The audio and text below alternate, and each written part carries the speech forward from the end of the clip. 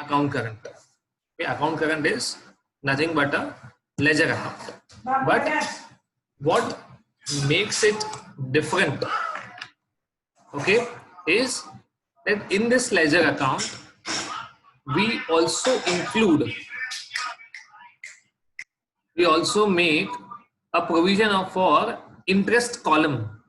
We also make a provision for interest column, that whenever two parties are involved in certain transactions with each other, like I am selling to my customers and they are regularly making payment to me, वो लोग मुझे regularly payment करते रहते हैं, तो उसमें एक concept है जो हमने अभी पढ़ा है कि एक हम क्रेडिट पीरियड अलाउ करते हैं हमारे कस्टमर्स को, और हम जो भी हमारा डेट ऑफ बिल है, अगर नॉर्मल इनवॉइस है तो उसमें पर्टिकुलर क्रेडिट पीरियड ऐड करके फिर एक ड्यू डेट निकालते हैं. ओके, अगर या तो वो बिल ऑफ एक्सचेंज है तो ड्यू डेट कैलकुलेट करने के लिए हम लोग नंबर ऑफ डेज या नंबर ऑफ मंथ्स ऐड करते हैं, and then 3 days of grace period is added.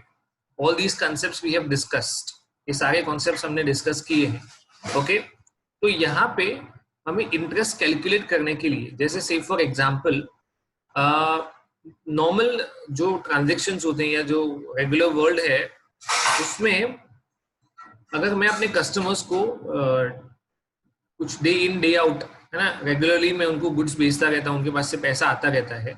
Okay, या तो मैं अपने सप्लायर्स के पास से गुड्स खरीदता हूँ और उनको मैं पेमेंट करता रहता हूँ, तो किसी एक पर्टिकुलर डेट पे हम लोग हमारे दोनों, जो मैंने उनका लेजर बनाया होगा, उन्होंने मेरा लेजर बनाया होगा, तो हम लोग ये चेक करते हैं ऑन अ पर्टिकुलर डेट. कोई भी एक डेट डिसाइड की जाती है. It can be any date, it can be 31st March और it can be any other date of a particular year.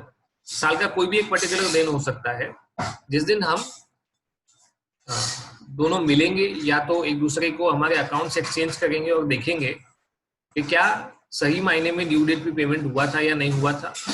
और अगर कुछ केसेस में नहीं हुआ था, so what amount of interest can be levied on the customer.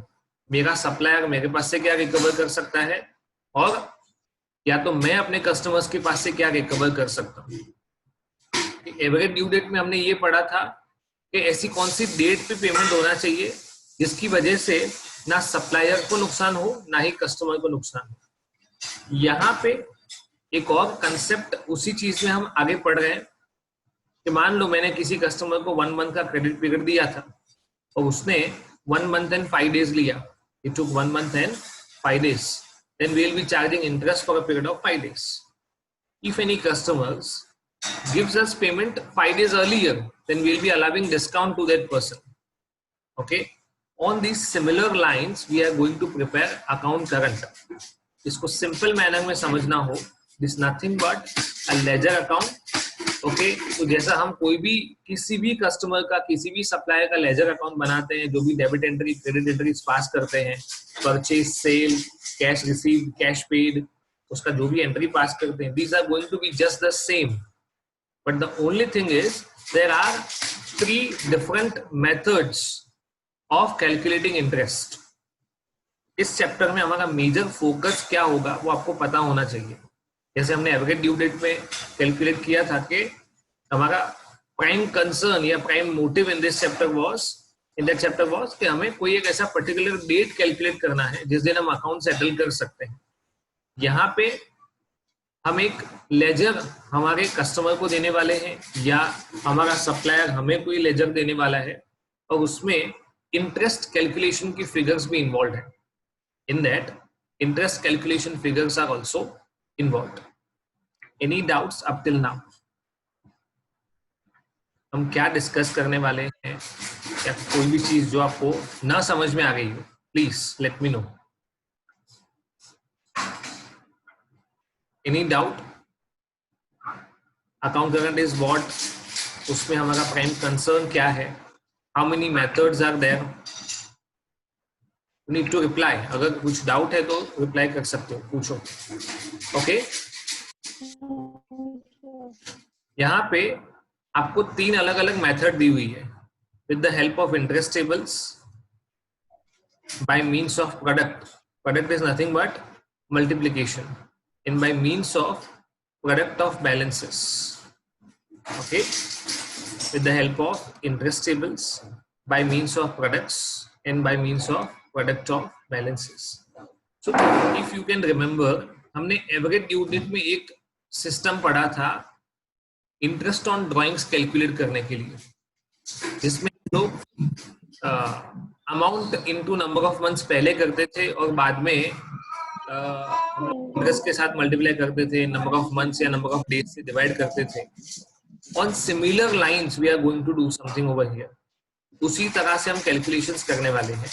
और ये जो लास्ट मेथड है by means of products of balances, this method is primarily used in banks. Okay, ये नॉर्मली मेथड ये बैंक में यूज किया जाता है. बैंक आपको जब भी मंथ एंड में या क्वार्टर एंड में आपका जो सेविंग अकाउंट है उस पर इंटरेस्ट अलाउ करता है, तो we know that there are multiple transactions in a particular period. किसी एक पर्टिकुलर पीरियड में काफी सारे ट्रांजेक्शंस होते रहते हैं. लाइक मैंने अकाउंट ओपन करवाया, उसमें कुछ पैसे डिपॉजिट किए, उसमें से कुछ पैसे विड्रॉ किए. ओके, तो ये कंटिन्यूअसली चलता रहता है. So how bank calculates interest is in this manner by means of products of balances. Okay, ये पहली जो दो मेथड है वो नॉर्मल जो बिजनेसेस होते हैं वो यूज करते हैं. जो थर्ड मेथड है it is generally used by banks. Okay, आपको इसमें लैंग्वेज कई बार कंफ्यूजिंग लगेगा, but you need to simply understand that is nothing but ledger. आप जिस तरह से एक लेजर बनाते हो उसी तरह से आपको अकाउंट करंट प्रिपेयर करना है. So will have certain glimpse. It is a running statement of transaction between parties for a given period of time. Okay, इसी एक पर्टिकुलर पीरियड में हमने हमारे कस्टमर्स के साथ क्या ट्रांजैक्शंस किए हैं, ओके, वो आपको इस लेजर में शो करने हैं. इट ऑल्सो इंक्लूड्स, जैसे मैंने आपको बताया था कि लेजर के अलावा आपको इसमें इंटरेस्ट अलाउड या इंटरेस्ट चार्ज्ड, ओके, इस पे भी फोकस करना है. When this is prepared, this is already discussed, when there are frequent transactions between two parties. Okay, it can also be prepared by a consignor and consignee. Okay, it can also be prepared when there are frequent transaction between bank and its customer. ये तो बनता ही है. Okay, और ये चीज है joint venture. तो this chapter was there. जैसे कंसाइनमेंट आपके सिलेबस में है, वैसे ही जॉइंट वेंचर नाम का एक चैप्टर भी पहले आपके सिलेबस में था, which has now been removed. जो सीए फाउंडेशन के सिलेबस में से निकाल दिया गया है, but it is still there in your BCom. Okay, so either ways you are going to study it. An account current has two parties. This is the most important para we can say of this chapter. An account current has two parties. One who renders the account. मतलब मैंने अपने customer को laser भेजा. I sent a ledger to my customer. Then it means I am rendering the account. Okay, and the other to whom the account is rendered. So one who sends the ledger, one who receives the ledger.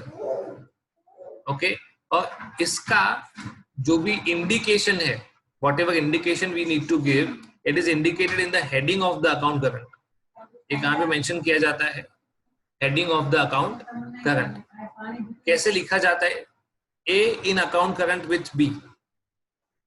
A in account current with B. So we can say in a simple manner that it is nothing but ledger of A. मुझे इसको simple manner में अगर पढ़ना है तो ये किसका ledger account होगा? A का. How it is written? A in account current with B. If we want to say Rajesh is a businessman and Mahesh is a customer. तो अगर राजेश महेश को लेजर भेजेगा तो वो क्या लिखेगा? Mahesh in account current with Rajesh. What he will write is Mahesh in account current with Rajesh. So it is nothing but ledger account of Mahesh. Is that clear? कैसे लिखा जाता है? Whenever we are preparing an account current, there are two parties involved, one who provides the account and one who receives the account. एक वो होता है जो account provide करता है, एक वो होता है जो अकाउंट रिसीव करता है. ओके, इसको इंडिकेट कैसे किया जाता है? How it is return? It is in the heading of the account. हम किसी भी लेजर को बनाते हैं तो उसका नाम लिखते हैं ऊपर. ओके, तो वो कैसे लिखा जाएगा? A in account current with B. A in account current with B. इसका मीनिंग ये है कि बी के बुक्स में ए का लेजर है. This is A's ledger in the books of B. Okay, I hope it is clear now. ये भेजा ए को. B has sent the ledger account to A. There are three methods of preparing account current. तो हमने ऊपर already देख लिया है. With the help of interest table, by means of product, and by means of product of balances. Okay, we'll straight away go to the question part. वहां पे आपको first method कैसे कैलकुलेट करना है. Instead of theory, we'll be going straight away towards the practical part. That is illustration 1. Okay. There are several transactions written over here. So, prepare account current for Nath Brothers in respect of following transactions with Shyam. हमें किसके लिए account current बनाना है और किसके साथ transactions हैं? Account current for Nath brothers following transactions with Shyam. Nath brothers ने कुछ ट्रांजेक्शंस की हैं श्याम के साथ. See how it is written. For Nath brothers means in the books of Nath brothers. Okay, किसके साथ ट्रांजेक्शंस हैं? श्याम के साथ. Shyam. Okay, so it is whose ledger account. ये किसका लेजर अकाउंट होगा?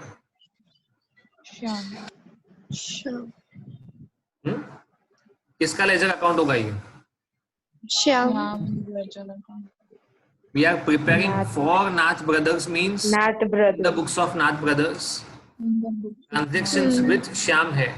तो ये किसको रेंडर करेंगे हम लोग? To whom this is rendered? Shyam. Answer दो चलो सब लोग फटाफट.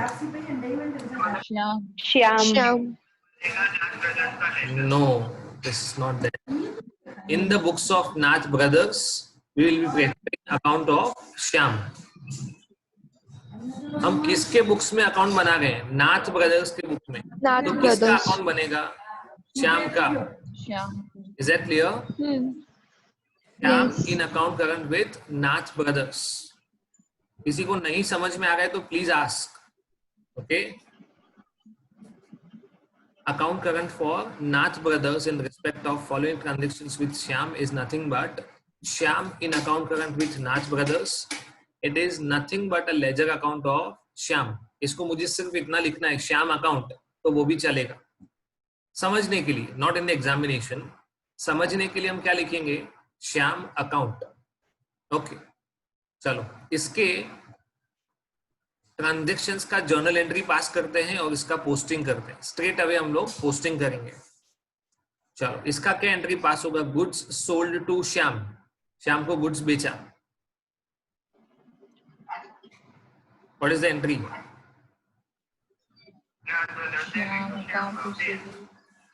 No, not that man.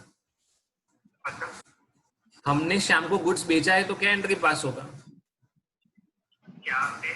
हाँ, Shyam account debit to sales account. क्या लिखेंगे? Shyam account debit to sales account. इसका ट्रांजैक्शन डेट है सितंबर 16 और उसका ड्यू डेट है 1 अक्टूबर. Transaction date is 16th September and the due date is 1st October. See how it is returned. Okay, Shyam के अकाउंट में डेबिट साइड क्या लिखेंगे? To sales account. समझ में आया? नॉर्मली ऐसा ही करते हैं हम लोग. ओके, हम लोग normally date, particulars journal folio and amount, इसमें जर्नल फोलियो नहीं है, बट क्या क्या लिखते हैं, first column, second column and third fourth column, date, particulars and amount. Okay, इस Yes. कॉलम्स एक्स्ट्रा लिखे हैं, but we are as of now not discussing. हम नॉर्मली पहले लेजर डिस्कस करते हैं, बाद में हम मेथड के ऊपर आएंगे। Cash received from Shyam, Cash account debit. Cash account debit to Shyam account. Okay fine. So Shyam के अकाउंट में क्रेडिट साइड लिखेंगे, और जब भी कैश अकाउंट में कैश पेड या कैश रिसीव्ड होगा तो वहां पे ट्रांजेक्शन डेट ही ड्यू डेट होगा, है ना। कैश में कोई ड्यू डेट नहीं होता है, ड्यू डेट परचेज सेल में होगा। Okay, next, goods purchased from Shyam, क्या एंट्री पास करेंगे, Purchase to Shyam. Purchase account debit to Shyam account. तो श्याम अकाउंट में credit side by purchase account. This is how journal entries are passed. Paid to Shyam and again paid to Shyam, तो क्या लिखेंगे, Shyam account debit to, Shyam account debit to cash. दो बार हमने cash पे किया है, दो बार वापस गुड्स परचेज किया है, सो गुड्स परचेज्ड, तो purchase account debit to Shyam. Shyam. इस मंथ में paid to Shyam, goods sold to Shyam, इसका एंट्री पास किया होगा। जहां पे भी सेल या परचेज होगा ना, वहीं पे ड्यू डेट दिया होगा। ओके, जहां पे कैश रिसीव्ड है या कैश पेड है, वहां पे ड्यू डेट नहीं दिया होगा। Ledger is fine to everybody, ledger समझ में आया सब लोगों को? Yes. Now the date on which we are rendering the account, मैंने आपको इनिशियली जब डिस्कशन किया था तब ऐसा बोला था कि हम साल के किसी भी दिन पे कस्टमर के साथ अकाउंट सेटल कर सकते हैं, और एटलीस्ट वी कैन कंफर्म कि मेरे बुक्स में जितना डेबिट है उतना ही आपके बुक्स में क्रेडिट होना चाहिए, या आपके बुक में जितना डेबिट है उतना मेरे बुक्स में क्रेडिट होना चाहिए। ओके, वो मिरर इमेज होना चाहिए। Okay, we need to make a settlement with the customer or with the supplier कि जैसा हमने रिकॉर्डिंग किया है वैसा ही है या नहीं है। ओके, पॉसिबल है कि कुछ ट्रांजेक्शंस उन लोगों ने मिस कर दी हो या हमने मिस कर दी हो, तो इसकी वजह से वो भी सेटल हो जाता है। Okay, so on a particular date of year, किसी भी दिन, साल के किसी भी दिन पे आप ये अकाउंट करंट प्रिपेयर कर सकते हो। तो यहाँ पे उसका जो डेट है, the date on which account current is being prepared is 1st February. Okay, the account current is prepared on 1st Feb. यहां से आपके बाकी के कॉलम पिक्चर में आते हैं। ओके, तो जो भी आपका ड्यू डेट है, for example in the first transaction your due date was 1st October, तो आपको 1st October to 1st Feb, 1st October to 1st Feb, इसके बीच में जो इंटरवेनिंग पीरियड है वो कैलकुलेट करना है। ओके, एवरेज ड्यू डेट जैसा हो रहा है कुछ यहाँ पे, समझ में आ रहा है सबको? हम लेके date of rendering of account, the account is prepared on 1st Feb, तो ड्यू डेट से लेके 1st Feb तक के अकाउंट्स प्रिपेयर करने हैं। ओके, लेट्स सी, हमारा ड्यू डेट फर्स्ट ट्रांजेक्शन में है 1st October, और हमारा डेट ऑफ अकाउंट है 1st Feb। ओके, तो अक्टूबर के 30 डेज, नवंबर के 30 डेज, दिसंबर के 31 डेज, जनवरी के 31 डेज और फेब का 1st। Okay, is that clear? हम 1st October छोड़ देंगे, उसके बाद के जो डेज हैं उसको कैलकुलेट करेंगे। हाँ, तो बोलो। नहीं, यहाँ पे कहीं पे फुल पीरियड होगा, कहीं कहीं पे वो नहीं भी होगा। Okay, so we cannot take in that manner. Are you getting what I'm saying? आपका जो ड्यू डेट है वहां से लेके डेट ऑफ अकाउंट तक के आपको डेज कैलकुलेट करने हैं। In the first transaction it is 123 days. 123. Okay, in the second case आपका ड्यू डेट 1 अक्टूबर, मतलब कैश रिसीव 1 अक्टूबर को हुआ है तो आपका ड्यू डेट भी 1 अक्टूबर हो जाएगा. Okay, number of days 23 and accordingly सारे ट्रांजेक्शन्स के लिए जो भी ट्रांजेक्शन्स हमने किए, purchase, sale, cash received, cash paid, ये जो भी ट्रांजेक्शन्स हुए उनकी ड्यू डेट से लेके जिस दिन हमने अकाउंट प्रिपेयर किया है वहां तक के नंबर ऑफ डेज कैलकुलेट करने हैं.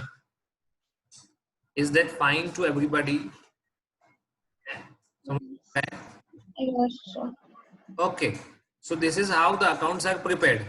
Okay, we are now clear with date, particular, due date, amount, days. ये 5 कॉलम हमारे क्लियर हो गए.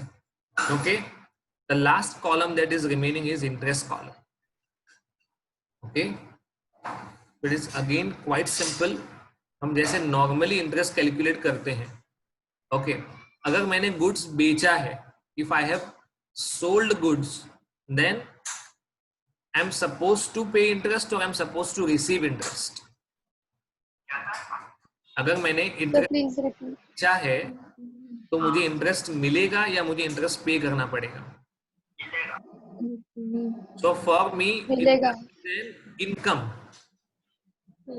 For me, interest is an income. तो इंटरेस्ट अकाउंट में वो क्रेडिट होगा. यस.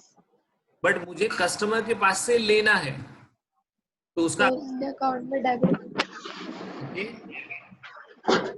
मेरे कस्टमर को इंटरेस्ट अलाउ करना हो, if I want to allow interest to my customer, then in the interest account it would be debited. It will be debit. And It will be credited. Okay, ये simple theory है इसका. तो जब भी मैंने customer को interest allow किया होगा, ओके, तो वो कस्टमर के अकाउंट में क्रेडिट होगा, और जब मैंने कस्टमर को इंटरेस्ट चार्ज किया होगा वो कस्टमर के अकाउंट में डेबिट होगा. Okay, is that fine? तो जो भी ट्रांजेक्शन्स हमने डेबिट साइड रिकॉर्ड किए हैं, whatever transaction we have recorded on the debit side, for them the interest to be charged, interest को चार्ज करना है. और जो भी ट्रांजेक्शन्स हमने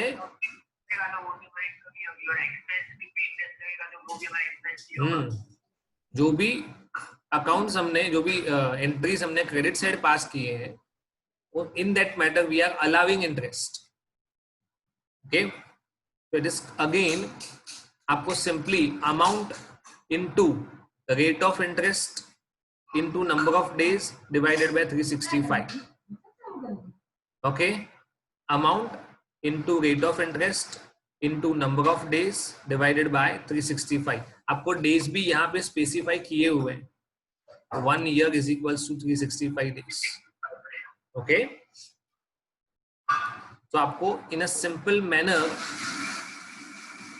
इंटरेस्ट कैलकुलेट करना है. Is that fine? Interest calculate करना समझ में आएगा? Yes, sir. We will first of all balance the interest column. किसको बैलेंस करेंगे? इंटरेस्ट. तो हमारा डेबिट साइड ज्यादा है, हमारा डेबिट साइड ज्यादा है इंटरेस्ट कॉलम का. ओके, तो डिफरेंस कहां पे आएगा? Credit side. This is the difference of interest. तो ये मुझे मिलेगा या मैं चार्ज करूंगा? मिलेगा. मिलेगा. Okay, so it means, it ideally means, now be very much careful, यहाँ पे ध्यान रखने जैसा है. ओके, मुझे इंटरेस्ट कितना मिलेगा वो मुझे पता है, 97. Is that fine? नेट 3.46 वो मैंने इंटरेस्ट चार्ज किया था, और ये जो क्रेडिट एंट्रीज है वो मैंने इंटरेस्ट अलाउ किया था. ओके, तो इसका डिफरेंस मुझे इंटरेस्ट मिलेगा. That is fine. One more thing, ये तो बैलेंस हो गया. Okay, now the amount that I am suppose to receive is on the debit side. सारे अमाउंट ये सारे डेबिट साइड है. ओके, और जो मुझे पे करना था या मैंने पे किया था वो क्रेडिट साइड पे है. Okay, again the debit column is higher. मतलब in this ledger, ये जो आप डेबिट साइड का टोटल करोगे ना, इंटरेस्ट को छोड़ के, अमाउंट वाले कॉलम में इंटरेस्ट को छोड़ के डेबिट साइड करोगे, उसमें से क्रेडिट साइड माइनस करोगे, ओके, तो 190 का डिफरेंस आएगा. Okay, it essentially means I am supposed to receive 190 rupees. मैंने जो गुड्स बेचे, खरीदे, पैसा दिया, लिया, इन सब का अल्टीमेट आउटकम ये है कि 1 फेब के दिन मुझे अपने कस्टमर के पास से, या जो भी अकाउंट करंट मैंने बनाया है श्याम का, उसके पास से 190 रुपए लेने हैं. Along with that, I am also supposed to receive 4.97 rupees as interest. Okay, तो इंटरेस्ट कॉलम का जो क्रेडिट साइड बैलेंस है, ओके, उसको ट्रांसफर करके मैं कहां पे लेके आया, इधर डेबिट साइड.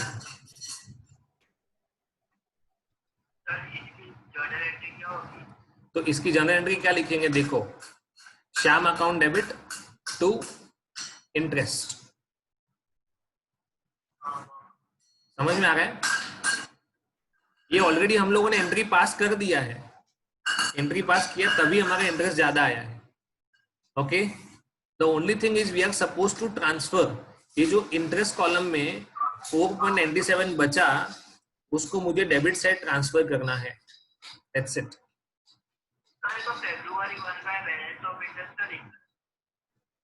फरवरी 1 का बैलेंस ऑफ इंटरेस्ट वही तो बोल रहा हूँ, 4.97. हाँ, बाय बैलेंस ऑफ इंटरेस्ट, दो इंटरेस्ट कॉलम का बैलेंस है ना, ये डेबिट साइड का 15.46 और क्रेडिट साइड का जो भी बैलेंस अमाउंट आया होगा, उन दोनों को माइनस करके लिखा है 4.97. अगेन ट्राई टू अंडरस्टैंड, मैंने जो भी इंटरेस्ट डेबिट किया है कस्टमर के अकाउंट में, दैट इज 15.46. अब क्रेडिट का टोटल करो तो 1.82 प्लस 5.1 प्लस 2.55 प्लस 1.02.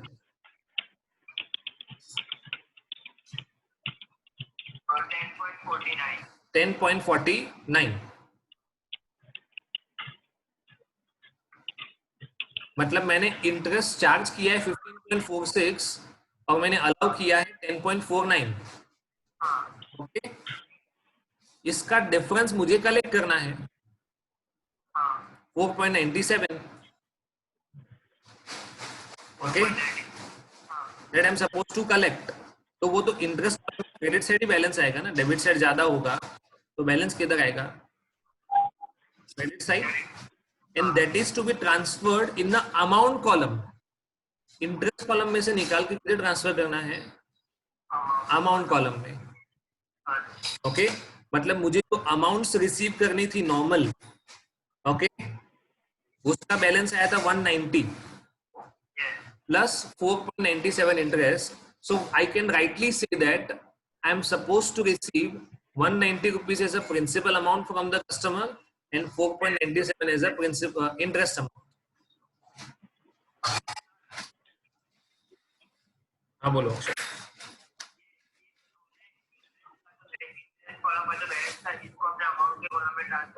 हाँ, यस, इसकी एंट्री सच होती नहीं है, there is a understanding. Okay, ऐसा लिखेंगे, लिख सकते हैं, Shyam account debit to balance of interest. Okay, if anybody is not able to understand please let me know. पहले हमने नॉर्मल लेजर बनाया, फिर ड्यू डेट ऐड किया, उसके बाद due date to date of account. Okay, हमने नंबर ऑफ डेज कैलकुलेट किए, उसके अकॉर्डिंग इंटरेस्ट चार्ज किया, इंटरेस्ट कॉलम का बैलेंस फाइंड आउट किया और उस बैलेंस को हमने अमाउंट कॉलम में ट्रांसफर किया. This is how we prepare the account current. ये हमारा फर्स्ट मेथड था. This was the first method with the help of interest table.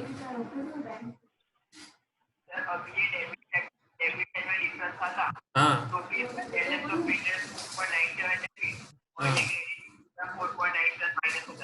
that will not be an ideal situation कि आपको amount लेना है और इंटरेस्ट देना है, ऐसा नॉर्मली नहीं होगा. अगर अमाउंट लेना है तो इंटरेस्ट भी लेना होगा. ओके अब इसके बाद दो नोट लिखी हुई है. This notes will help you a lot in preparing the account current. एक मैंने आपको ऑलरेडी सिखा दिया है. while calculating the number of days the due date is ignored. तो मैंने 1 अक्टूबर को इग्नोर किया था और डेट ऑफ अकाउंट करंट को ऐड किया था. ये तो नॉर्मली हमने एवरेज ड्यू डेट में भी किया था. First day ignored, last day included. But second point बहुत इंपॉर्टेंट है. while calculating the number of days for opening balances, the opening date as well as the closing date is counted. मतलब अगर मैंने श्याम के अकाउंट की शुरुआत 2 sales account से न की होती, ओके, और 2 बैलेंस ब्रॉट डाउन से की होती, ओके, तो वो हमारा ओपनिंग बैलेंस है. इन दैट केस हमें ओपनिंग डेट भी लेना है और डेट ऑफ अकाउंट करंट भी लेना है. Both days inclusive. अगर ट्रांजैक्शन है तो एक दिन छोड़ देंगे, डेट ऑफ ड्यू डेट छोड़ देंगे. और अगर ओपनिंग बैलेंस है तो हम बोथ डेज इंक्लूसिव कैलकुलेट करेंगे. हाँ, ओपनिंग बैलेंस है, ओके, वो तो नंबर ऑफ ट्रांजैक्शंस का एक आउटकम है. तो जब भी हमने वो ट्रांजैक्शन के related number of days calculate किए होंगे तब वो ड्यू डेट तो छोड़ ही दिया होगा ना. हाँ, ओपनिंग बैलेंस तो कोई एक ट्रांजैक्शन नहीं है, it's an outcome. Okay, and for that reason we are both. Okay, is that fine? किसी को दिक्कत है तो प्लीज पूछो.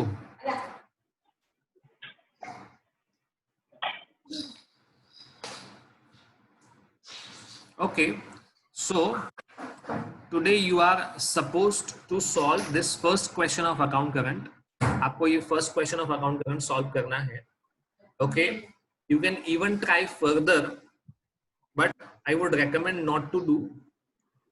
Okay, this chapter would be finishing in a day or two, but आज आपको this first question illustration 1 try करना है.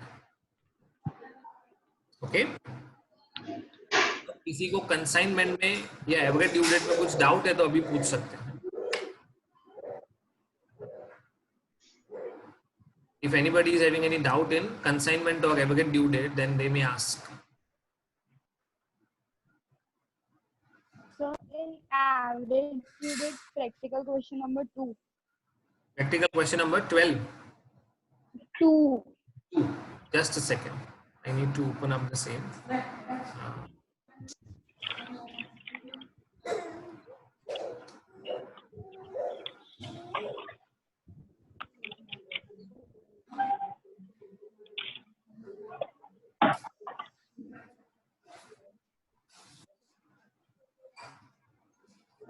Okay. Sir, not this one. Sir, module में. मॉड्यूल में? Yes, sir. Okay. Sir, last में जो 2 practical questions थे उसमें second. Just a second. In the module. Okay. Anand purchased goods from Amirtha. The average due date for payment in cash is 10th August. And the amount due is 67,500. How much amount should be paid by Anand to Amirtha if total payment is made on the following dates? अगर due date पे पे कर दिया तो 67,500. Okay, अगर 25 अगस्त को पे किया तो हम लेट पेमेंट कर रहे हैं. देखो 10 अगस्त को पे करना चाहिए, इसकी जगह 25 अगस्त को पे करें तो 15 डेज का इंटरेस्ट के साथ पे करना पड़ेगा. 67,500 into 12% 15 divided by 365. That is 333. plus 67,500. 67,833. 67,833.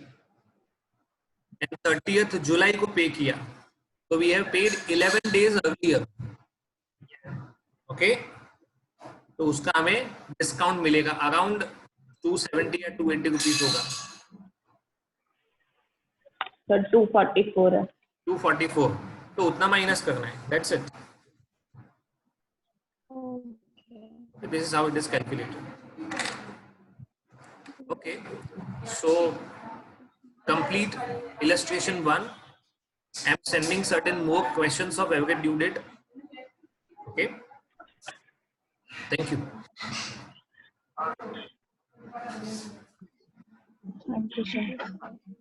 Thank you, sir. Okay, yeah.